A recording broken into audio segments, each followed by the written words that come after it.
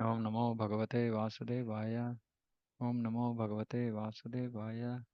Om Namo Bhagavate Vasudevaya. Om Jnanatimirandasya Gnananjana Shalakaya Chakshurunmilitam Yena Tasmai Shri Gurave Namaha.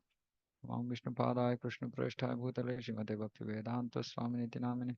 Namaste Saraswati Deve Gauravani Pracharini Nirvishesha Shunyavadi Paschatya Deshatarine.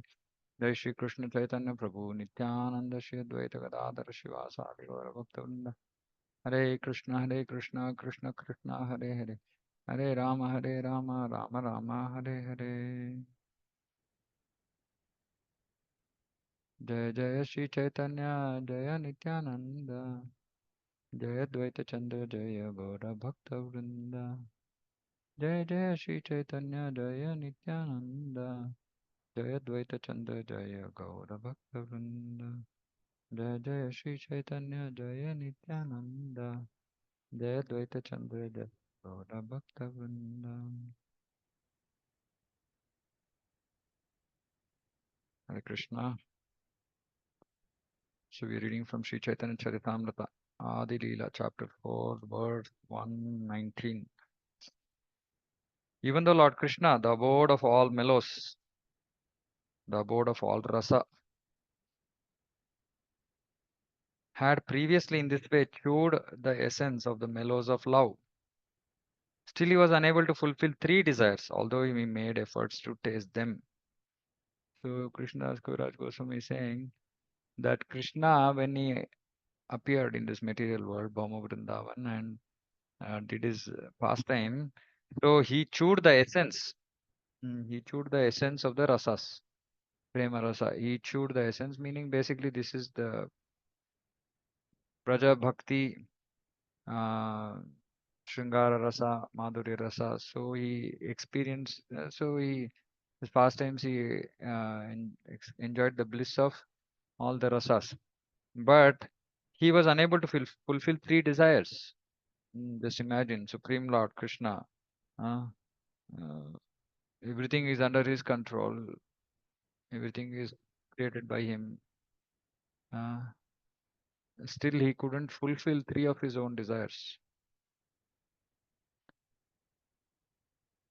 I shall explain his first desire. Krishna says, I am the primary cause of all rasas. Raso Vaisaha. So he is the primary cause of all rasas. I am the full spiritual truth and am made of full joy. Krishna is saying. Satchidananda. Mm, mm. But the love of Srimati Radharani drives me mad. So Krishna is saying the love of Radharani drives me mad. I do not know the strength of Radha's love, with which she always overwhelms me. Mm. So Krishna is saying that he doesn't understand Radharani's love. It drives him mad. He doesn't know how strong Radha's love is, with which she always overwhelms me. And the love of Radhika is my teacher, and I am her dancing pupil. Dancing pupil, Shishya, disciple. Her prema makes me dance various novel dances.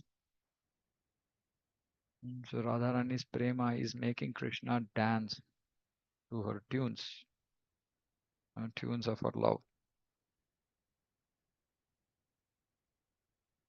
So there is one conversation from Govinda Leelamrita, which is also written by Krishna Das Kaviraj Goswami. Oh, my beloved friend Vrinda, where are you coming from? I am coming from the feet of Sri Hari. Where is he? In the forest on the bank of Radha Kunda. What is he doing there? He is learning dancing. Who is his master? Your image, Radha, revealing itself in every tree and creeper in every direction, is roaming like a skillful dancer, making him dance behind. So Radharani and Brinde Devi are speaking to each other. Radharani is asking Brinde Devi, where are you coming from? So Brinde Devi is saying, I'm coming from the feet of Sri Hari. Where is he? He is on the bank of Radha Kund. What is he doing? He's learning dancing. From whom? From your image, Radha. Your image. Where is your image? It is revealing itself in every tree and creeper in every direction and is roaming like a skillful dancer, making him dance behind. Whatever pleasure I get from tasting my love for Radharani. So this is the you know essence. Whatever pleasure I get from tasting my love from Srimati Radharani, she tastes 10 million times more than me by her love. Hmm. So Krishna's love for Radharani. Because of Krishna's love for Radharani, Krishna uh, experiences pleasure. But the pleasure that Radharani experiences because of her love to Krishna is 10 million times more.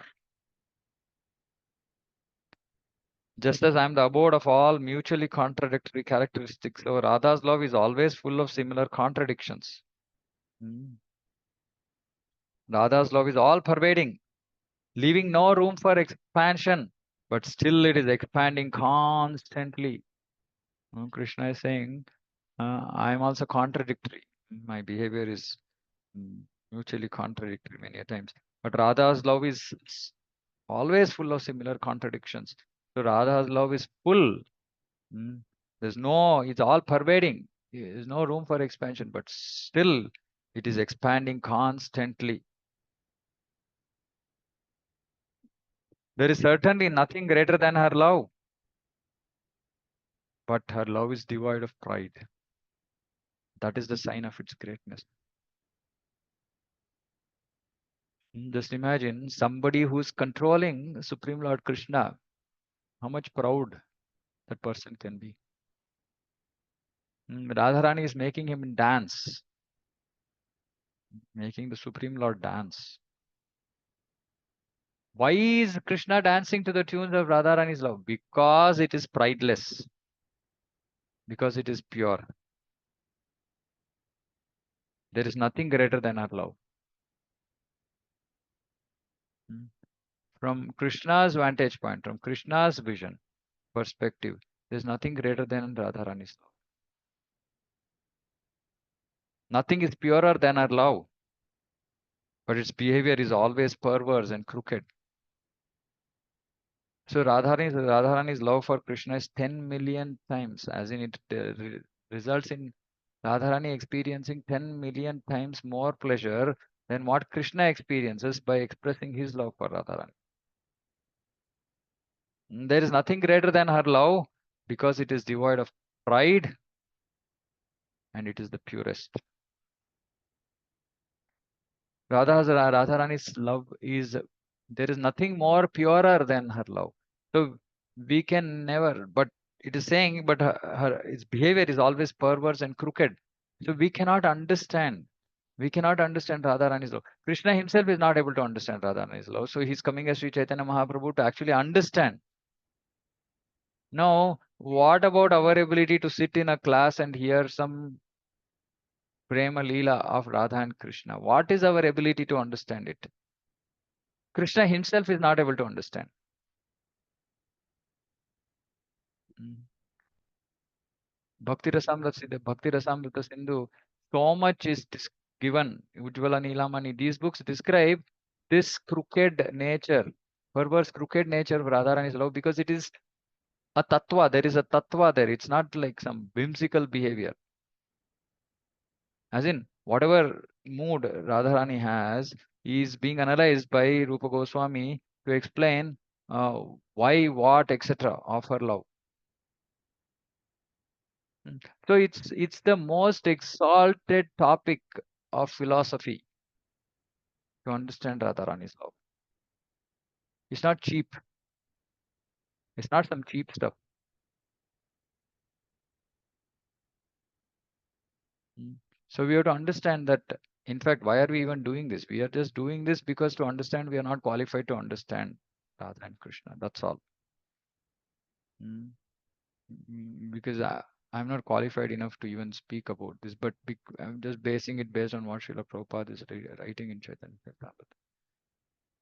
Because this realization came to me a long time back, saying that I'm not qualified to hear their pastimes. But we have to build the qualification. What is the qualification? Is to become pure. Mm. Is to become more and more pure, is to give up material enjoyment, is to give up this sense gratification, is to develop a desire, attraction towards Radha and Krishna. And that can happen only by Shravanam. And that can happen only by the mercy of Sri Chaitanya Mahaprabhu. There's no other way. Just now I was reading 8th chapter of Chaitanya Charitamrita. There's a discussion about chanting. And Bhaktisiddhanta Saraswati Thakur says that the only way that we can actually achieve, we can progress in devotion, we can go nearer Krishna Prema is by the mercy of Sri Chaitanya Mahaprabhu and Nityananda Prabhu. That is why we have to be very, very prayerful while chanting the Panchatattva mantra. It's only by their mercy that we can make progress. Panchatattva. Because our chanting may be still on the offensive platform. Nama Parada.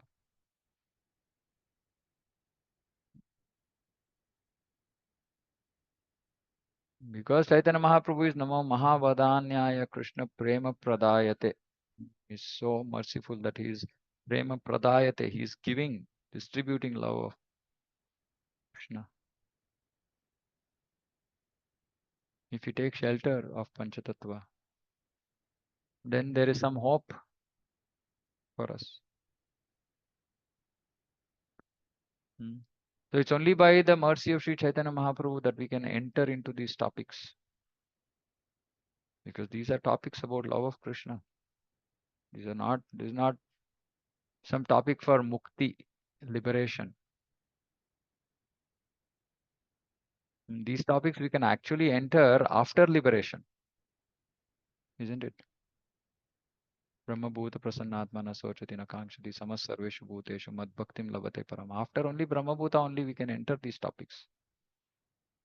But we have to know that we have to enter these topics. Many times we have been discussing, saying that, we are stuck with material desire, this, that. What is the motivation? Motivation is to enter these topics. Otherwise, we can't enter the topics. If you are materially attached, not materially engaged, right? We have our duties, we will do our duty, that is different. But we should not be materially attached, driven by material things, material goals, material desires. Then we can't enter these topics. So at least we should have some motivation to come out of that, struggle, fight with Maya to come out of that conditioned state. And that is this, to know that, okay, these things are there, exalted topics are there to enter. But if I can't qualify myself to enter, which is mukti, without mukti, I can't enter these topics. I can just hear something. So this is the purest subject in the whole creation, in everything, is Radharani's love. All glories to Radha's love for Krishna. This is from another book called Dana Keli Kaumudi by Srila Rupa Goswami. All glories to Radha's love for Krishna, the enemy of the demon Mura. Although it is all pervading, it tends to increase at every moment. Although it is important, it is devoid of pride. And although it is pure, it is always beset with duplicity. It is pure, but it seems impure because of duplicity. It is important, but it is devoid of pride. Such an amazing quality that Krishna himself is bewildered by Radharani's love. He just can't understand. Radharani herself, like all the gopis, sakhis are all confused. When Krishna is not there, Radharani wants to meet Krishna and she's hankering for it. And when Krishna comes, he doesn't want to talk to him. So it's crooked, it's perverse. Perverse. I mean like Vakra, Vamya. Vakra is crooked, Vamya is perverse. Like you expect something reverse happens. Sri Radhika is the highest abode of that love, and I am its only object, Krishna is thinking. I taste the bliss to which the object of love is entitled.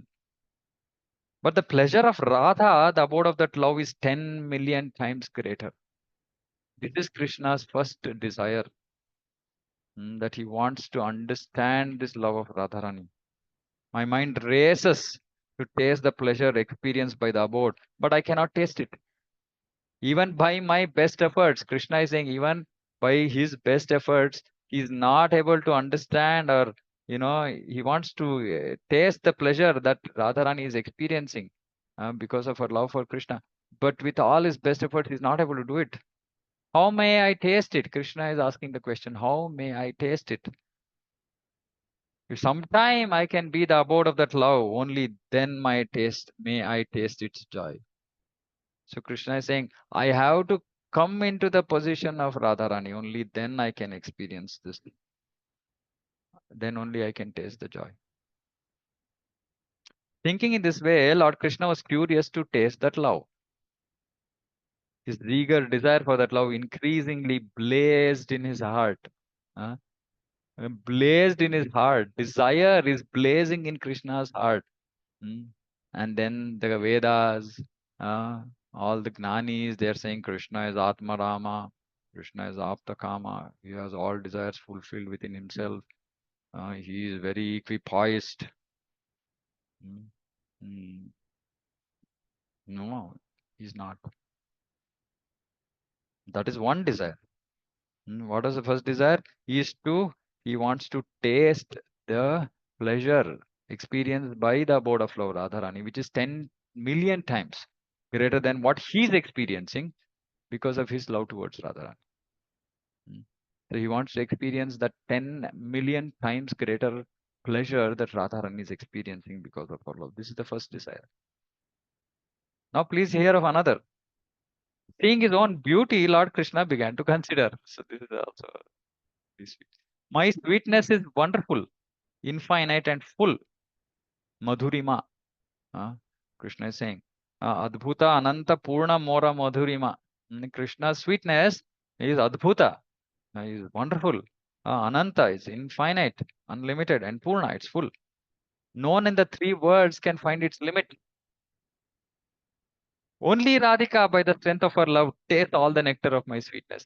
So Krishna is saying, I'm like so full of sweetness, but nobody can actually find its limit, but Radharani does. She tastes the full nectar of my sweetness. Although Radha's love is pure like a mirror, its purity increases at every moment. Contradictory. Like I said, it's all pervading, but it's constantly expanding. It's fully pure, but its purity is still increasing every moment. And my sweetness also has no room for expansion, yet it shines before that mirror in newer and newer beauty. So Krishna's sweetness is also all pervading. There's no room for expansion, but that is also expanding. Why? Because Radharani is experiencing it. Radharani's purity is also increasing. So there is constant competition between my sweetness and the mirror of Radha's love. They both go on increasing, but neither knows defeat. So Krishna's sweetness is increasing, and Radha's prema is also increasing. So both are increasing. Radha's love, its purity, its the amount of her love, everything is increasing. Because that is increasing, Krishna's sweetness is increasing, Krishna's sweetness is increasing, Radharani's prema is increasing. Both are competing with each other, but nobody is accepting defeat. My sweetness is always newer and newer. Devotees taste it according to their own respective love. If I see my sweetness in a mirror, I am tempted to taste it, but nevertheless I cannot. Uh, Again, Krishna finds himself unable to do something. Uh, he sees himself and he finds himself so sweet, but he is not able to taste it. If I deliberate on a way to taste it, I find that I hanker for the position of Radhika, because only Radharani, because of her pure, limitless love, is able to actually taste the full sweetness of Krishna, which Krishna himself is not able to. Inconceivable.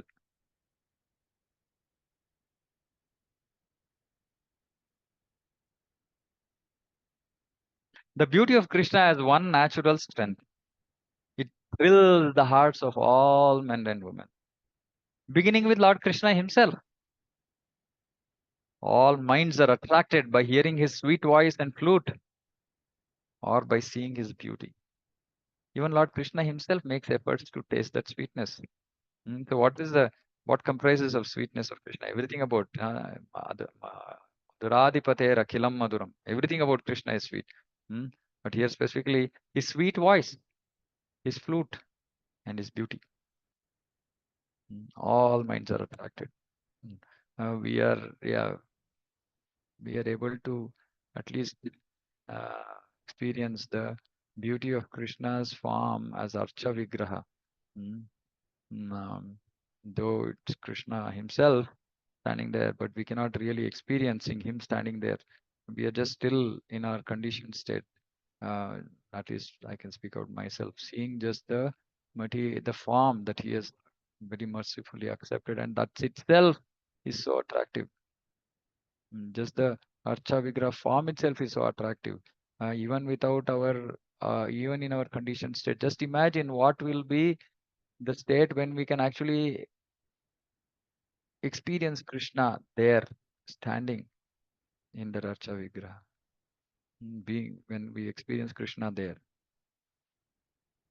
right? And then his sweet voice and flute, Shravanam, our Shravanam is still attracted by material things. Uh, till the time we are attracted, our ears are attracted to material sounds. Oh, how can we hear the transcendental sound of Krishna's sweet voice and flute, mm, which attracts everything in the creation? In 10th canto of Srimad Bhagavatam, there is beautiful description about Krishna's flute. Mm. So these things we have to hanker. The thirst of one who always drinks the nectar of that sweetness is never satisfied. Rather, that thirst increases constantly. We can never think that I will be satisfied. Okay, let me see Krishna. Let me hear him. Let me hear his flute. Maybe I will be satisfied. No, no one will be satisfied. That thirst constantly increases. And that is the sign of progress, actually. If you're constantly, the desire to achieve perfection, the desire to achieve Krishna Prema, if it is constantly increasing, then that means we are making progress. And when it stops or starts declining, or we have not got there at all, we know that we have a long way to go. We need to really, really, put focused efforts. Mm. That it all boils down to saying, whether do we really want to achieve perfection in this life? That's the whole question. Uh, and it's my realization that even though now it's been almost, by Guru and Krishna's mercy, 3 years I've been, almost 4 years, yeah. I've been engaged in, outside, been, in full-time devotional service, but still, uh, I feel there's so much more to be done. There's so much to be done to to go anywhere closer to these things, to Krishna Prema. There's so much of work to be done, so much of effort to be put. Uh, uh, so unless we are really driven by that goal, uh, we can get really stuck. And yeah, material things are, our conditioning is so deep, that anything small, insignificant, worthless, useless material thing can pull us down. So these things we have to hear, so that that our heart should the thirst should increase. That no, I want to achieve this. Such a person being unsatisfied begins to blaspheme Lord Brahma, saying that he does not know the art of creating well and is simply inexperienced. He is not given millions of eyes to see the beauty of Krishna. He is given only two eyes, even those eyes blink. How then shall I see the lovely face of Krishna? The gopi said, "Oh Krishna, when you go to the forest during the day and we do not see we do not see your sweet face, which is surrounded by beautiful curling hair, half a second becomes as long as an entire age for us." Mm. Then the gopis' eyes, they only see the sweet face of Krishna with curly hair. And they're saying, because we can't see you, half a second becomes as long as an entire age for us. And we consider the creator who has put eyelids on the eyes we use for seeing you to be simply a fool. They're scolding Brahma. What kind of a creator is he? The gopis saw their beloved Krishna at Kurukshetra after a long separation. They secured and embraced him in their hearts through their eyes, and they attained a joy so intense that not even perfect yogis can attain it. The gopis cursed the creator for creating eyelids that interfered with their vision. There's no consummation for the eyes other than the sight of Krishna, meaning there's no other completeness for the vision. Hmm. The perfection of the vision is the sight of Krishna. Whoever sees him is most fortunate indeed. The gopis said, "Oh friends, those eyes that see the beautiful faces of the sons of Maharaj Ananda are certainly fortunate." Sons of Maharaj Ananda, so they're referring to both Krishna and Balaram.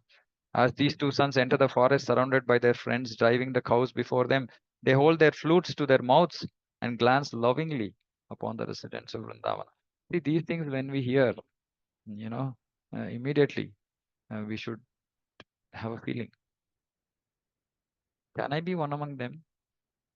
When Krishna is going to glance lovingly on the residents. Hmm.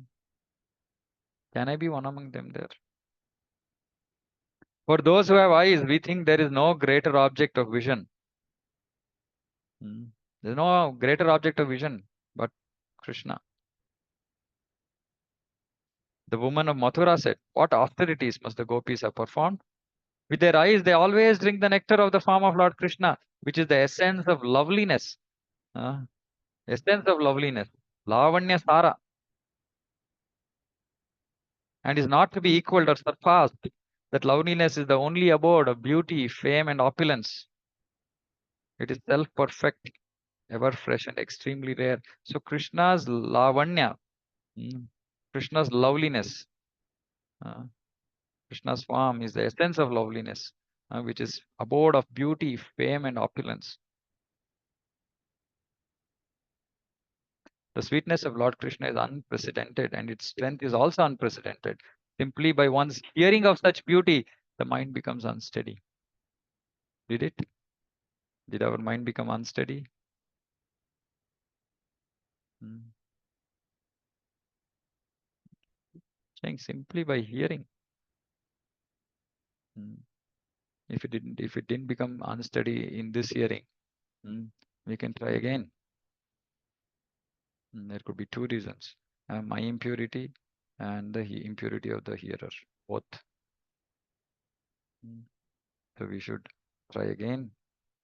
We should read this again. Lord Krishna's own beauty attracts Lord Krishna himself, but because he cannot fully enjoy it, his mind remains full of sorrow.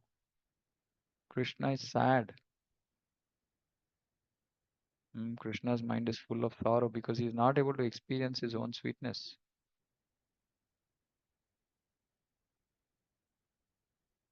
This is a description of his second desire. Now please listen as I describe the third. This conclusion of rasa is extremely deep. So Krishnadas Kaviraj Goswami is only saying. Now what we are going to hear is very deep. Only Swarup Damodara knows much about it. Anyone else who claims to know it must have heard it from him, for he was the most intimate companion of Lord Chaitanya Mahaprabhu. The love of the gopis is called Rudha Bhava. It is pure and spotless. It is not at any time lust. Okay? It is not lust. The activities, the pastimes themselves might seem to us like lusty dealings because of the lust in our heart. But the dealings between Krishna and the gopis, Krishna and Radha, are pure and spotless.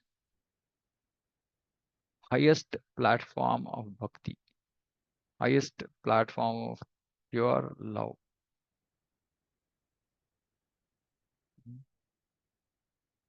It's, it's not at any time lust. At any time lust. So we have to understand this. In spite of whatever we might hear about Radha and Krishna, about Krishna and gopis, hmm, at any time it's not lust. It's not sense gratification. What is it? It is simply Krishna's pleasure. The pure of the gopis has become celebrated by the name lust. The dear devotees of the Lord, headed by Sri Uddhava, desired to taste that love. Um, so it has become celebrated by the name lust, but it is pure love which devotees headed by Uddhava they want to taste. Uddhava was a Gnani Bhakta. Mm. So he wouldn't come. Gnanis means they are they have Brahmabhuta, right? They have overcome all material lust and material greed, desire, etc. Why would he want to taste the love of the gopis if it was lust? Why would Chaitanya Mahaprabhu want to discuss these things? Why would our acharyas want to give all these things in books? Are we some perverted parampara?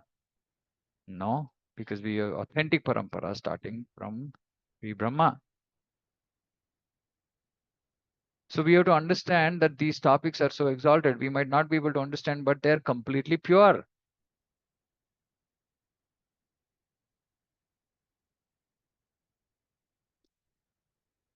Lust and love have different characteristics, just as iron and gold have different natures. The desire, Atmendriya Priti Vancha Thare Bali Kam, Krishnendriya Priti Incha Thare Premanam. The desire to gratify one's own senses is kama, lust. But the desire to please the senses of Lord Krishna is prema. So the Radharani and Gopis, they are steeped in this prema. Their whole existence is to simply give pleasure to Krishna and please the senses of Lord Krishna. The object of lust is only the enjoyment of one's own senses. The object of lust. So we want to see some beautiful object. That's the object of lust for our eyes. And it is only the enjoyment of one's own senses. So I will only enjoy that. Maybe somebody else standing beside me seeing the same object might not be satisfied or might not. Maybe it's not giving any enjoyment to that person. But love caters to the enjoyment of Lord Krishna. And thus it is very powerful. Love is so powerful that love can make Krishna dance. Krishna comes under the control of that love. It's so powerful. There's nothing in this world which can control Krishna except love.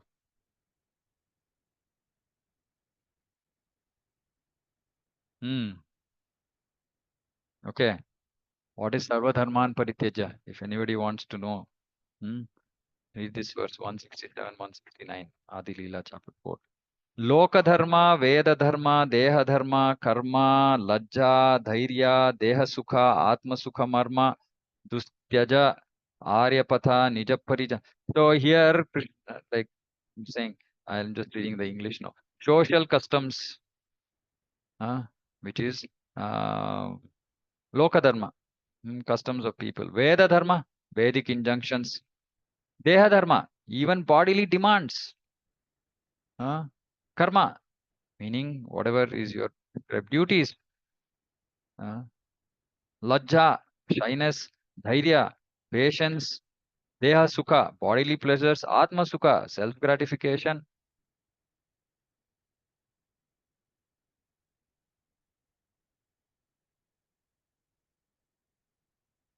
Aryapatha, path of Varnashrama, which is difficult to give up. Sarva Dharman Parityaja. It's all difficult to give up. The gopis have forsaken all these as well as their own relatives and their punishment and scolding for the sake of serving Lord Krishna. They render loving service to him for the sake of his enjoyment. This is Sarva Dharman Parityaja. Mamekam Sharanam Vraja. But this is so difficult to achieve. So actually, if we don't do Sarva Dharman Parityaja, Krishna is not going to accept us. But this is the special mercy for us. What is the special mercy? Shri Chaitanya Mahaprabhu ki jai. So Chaitanya Mahaprabhu comes and he is Krishna himself, but because he is in the mood of Radharani, he is distributing this love for Krishna. On one end, Krishna is not even accepting a devotee if he doesn't surrender. On the other end, Krishna himself has come in the mode of Radharani as Chaitanya Mahaprabhu and giving Krishna prema. Forget about Krishna accepting. Krishna will come under the control of the devotee who might not even be surrendered to Krishna in the beginning. So this is the beauty. In the beginning, we might not be surrendered to Krishna, but we can get the Hare Krishna Mahamantra. This is the Mahavadanyaya. This is the great mercy of Sri Chaitanya Mahaprabhu. Krishna wouldn't even look at the devotee if he's not fully surrendered. But Chaitanya Mahaprabhu is saying, give it. So he's giving that Hare Krishna Mahamantra and Panchatattva mantra. So by chanting these, even the one who is not surrendered to Krishna eventually surrenders and comes to the platform of achieving love of Krishna. Many people misinterpret this and say Chaitanya Mahaprabhu is not asking for surrender. Yes, Chaitanya Mahaprabhu is not asking for surrender initially. But eventually one will surrender because once we chant Hare Krishna Maha Mantra, we have to give up our false ego, our material desires, our bondage. All of these have to go. We have to come to Brahma Bhuta. But the only thing is, Bhunam Janmanam Ante, Gnanis take multiple lifetimes. Devotees can very easily come to Brahma Bhuta if we offenselessly chant Hare Krishna Maha Mantra. Nama Bhasa means mukti, liberation. But eventually we have to surrender to Krishna. We have to surrender to Krishna's will. We have to surrender to Guru. Surrendering to Guru means surrendering to Krishna. So without surrender, we can't achieve perfection. But initially, there is no need for surrender. This is a great mercy. Otherwise, we can't do this Sarvadharman Parityaja. We're not so qualified.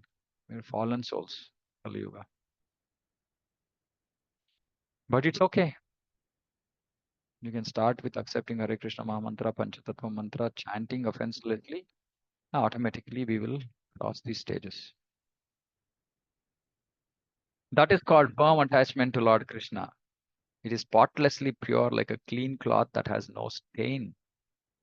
So just we should, why? These things should be in the back of our minds when we are hearing anything about Krishna, Gopis, Radha. It is just pure and spotless love just for the pleasure of Krishna. That's all. Nothing that they are doing is for their sense gratification.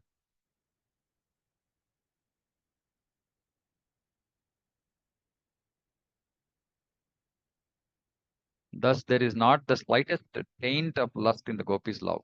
Their relationship with Krishna is only for the sake of his enjoyment. It's all for the pleasure of Krishna. Okay, so I'm going to stop here.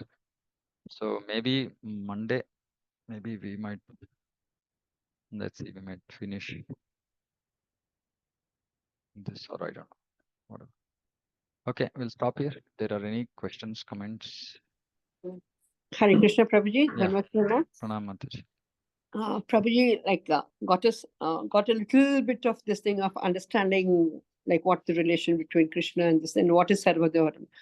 Prabhu, like I just wanted to ask, when in the Krishna Leela, like when Krishna goes to the Brahmins and the wives leave the husband, that is Sarvadharma Parija, because they even leave the Yeah. husband and go to Krishna. Correct.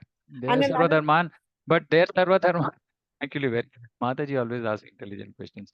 See, their Sarvadharman, and what is the difference between their Sarvadharman and Gopi Sarvadharman? Gopis are Prabhu, they are 24 hours, they're not even materially this thing. And No, these wives also were not materially, right? They were also 24 bar 7, Krishna conscious. See, the difference is that when Krishna called the gopis by his Murli, and they all came in the thick of the night, middle of the night to meet Krishna. Krishna advises them, go back, yeah, and go back home. This huh, is not correct. What you're doing is not correct. This and is they not don't, socially acceptable, and they right? don't. And they say they feel so bad, they're like literally crying and they're scolding, and Krishna is saying that, what are you saying?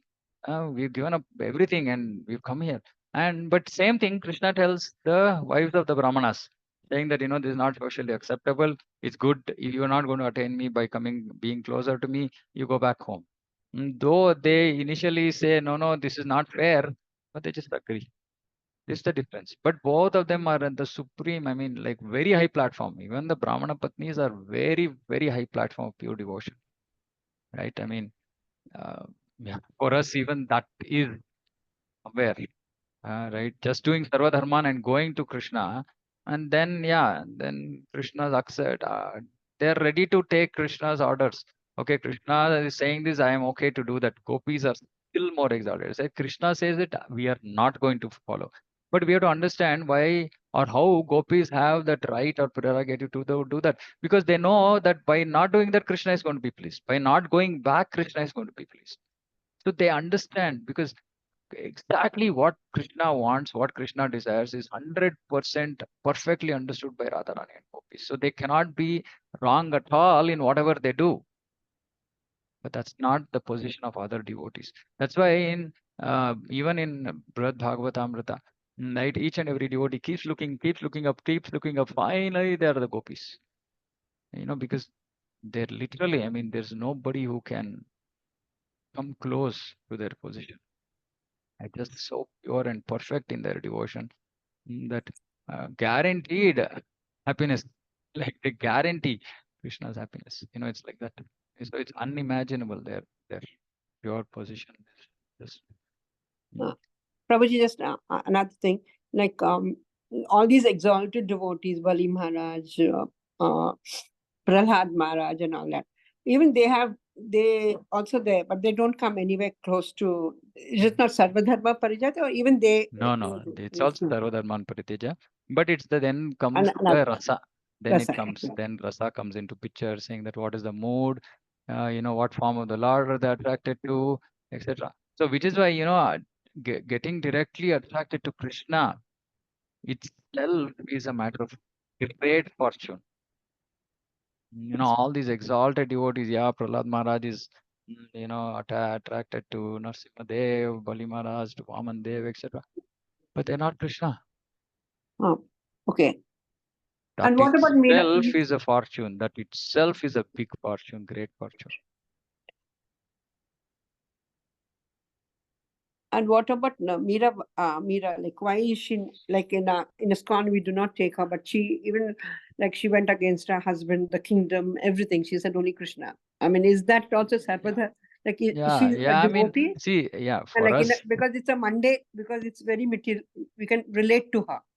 yeah. So see, the thing is, about anything and anybody for that matter, we can only understand or comment if our acharyas have commented, right? That's true. So somewhere I heard, I'm not very 100% sure that Prabhupada actually somewhere accepted Mirabhai's bhakti, right? So in which case we can also accept. So we have to just see what our acharyas are saying. See, because our acharyas will look at all this from perfect shastric vision, right? We don't have that vision. So if our acharyas have whatever they have commented, on any of these personalities, we should just take that, right? So I can do some. I don't know. I don't remember. Um, but I vaguely remember. I vaguely remember somewhere having read about Mirabai. Let's see.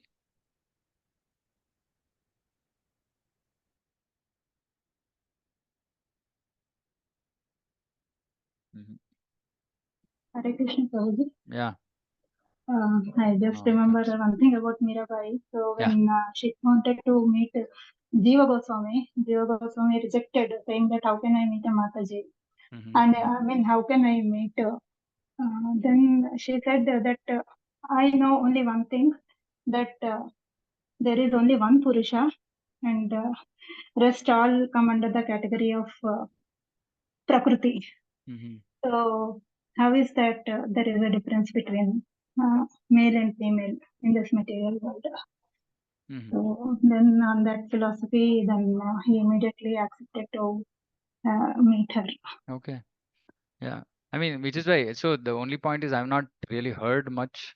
If there are authentic um, uh, explanations, even this one about what Mataji is saying, we have to make sure that it's actually, because in ISKCON many times lot of, you know, mix up happens.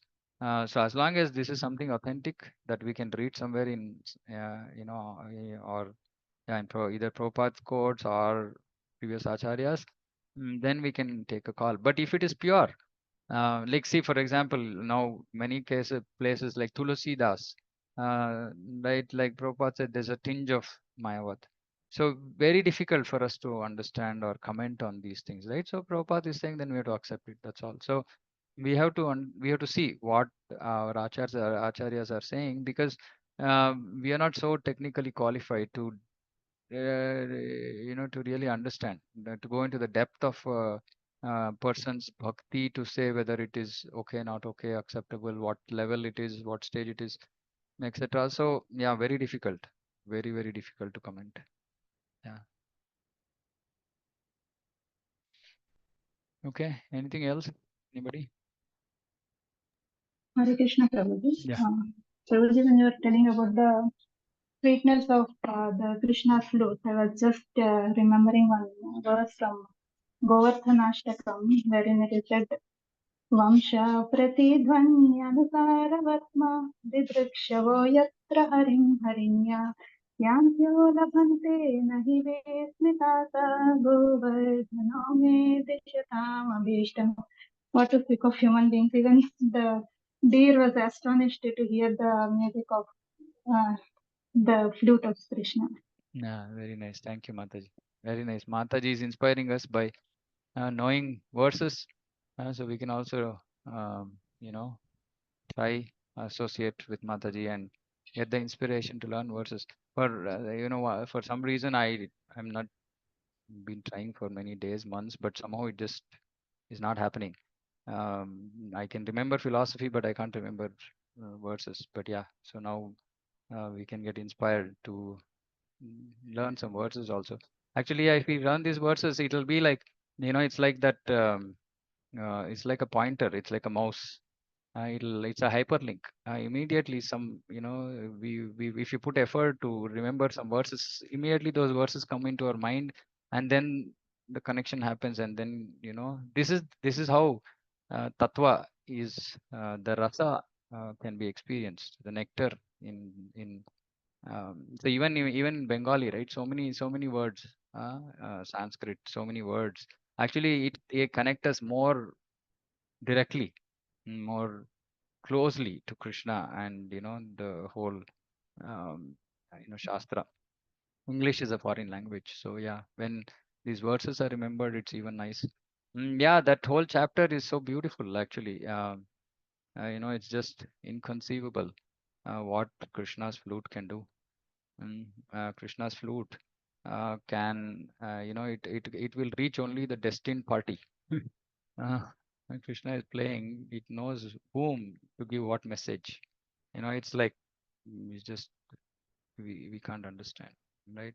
Uh, yeah. All the chara becomes achara, achara becomes chara. So beauty of Krishna's flute. That is a Venu Madhurya, one of the. Yeah, thank you.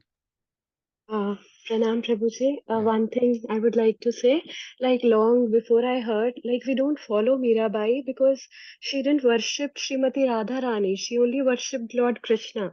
Okay. I think I heard it in some lecture. I have a vague Okay. memory long back Okay. because so that's why we don't worship. Although there is temple of Mirabai in Vrindavan, I visited it this time, Okay. but it Okay. is not according to our sampradaya. Yes. Okay. Thank you, Mata. Okay. Okay. We can end. Shri Chaitanya Charitamrita ki jai, Jagat Guru Srila Prabhupada ki jai, Vancha Kalpatarubhyascha Kripa Sindhubhyo Cha Patitana Pavanebhyo Vaishnavibhyo Namo Ananta Koti Vaishnava. Hare Krishna. Hare Krishna Prabhuji, Dandavat Pranam. Hare Dandavat Krishna. Pranam.